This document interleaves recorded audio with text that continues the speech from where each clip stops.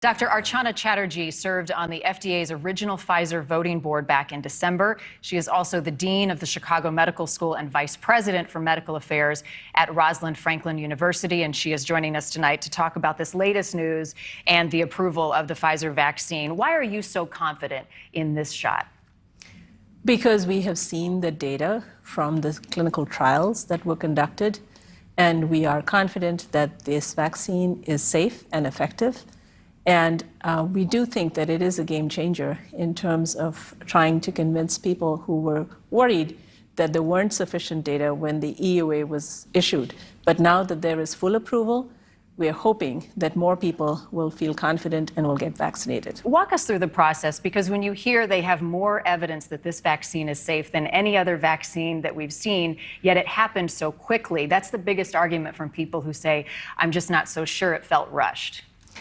It really wasn't rushed, and it's a complicated thing, but basically there were many steps that were taken to speed up the process so that these vaccines could be made available quickly to address this life-threatening pandemic that we're all facing. And herd immunity is the ultimate goal. Do you think that this news today will make enough people confident enough to get it, that we get closer to that herd immunity we keep hearing about?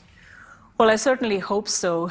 There's a large proportion of the population that could be vaccinated that is as yet unvaccinated, close to 90 to 100 million people in the United States. And so it's going to take a lot of those people getting vaccinated to make a dent in herd immunity. One thing I noticed is the vaccine approved today, 16 and up. What about those 12 and up who have already received the 2 doses? So the 12 to 15-year-olds, the emergency use authorization remains in place for them.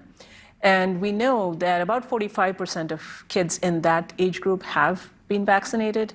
It's those other 55% that we do need to get vaccinated. Okay. Why is it taking so long to get a vaccine approved for the younger kids who aren't yet eligible?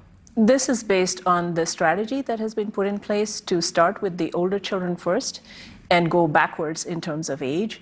So the next group that we expect to see data on are the 6 to 11-year-olds, then the 2 to 5-year-olds, and then the babies 6 months to 2 years of age. I know it can't come soon enough for parents who have kids in that age group, especially when we keep hearing how contagious the Delta variant is. So how concerned are you at the process taking this time and how vulnerable these kids may be? It's true that everyone would like to see these vaccines made available for younger children, but we have to make sure that they are safe and effective, and we have to be patient and let the clinical trials continue so that we get those data. How does today's approval impact the booster? I hope that people will get vaccinated that are unvaccinated. That's really the population that I think is most likely to be impacted by this. The booster dose recommendations came in very recently, and especially for those who are immunocompromised, either moderate to severely immunocompromised, I think that booster dose is probably something that they should go ahead and get, and that will keep them safe.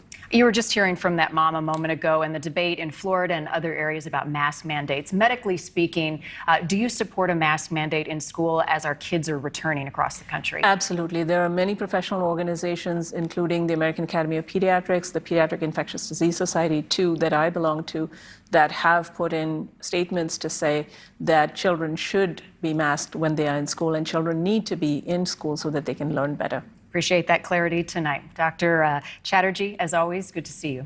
Thank you very much, Marnie.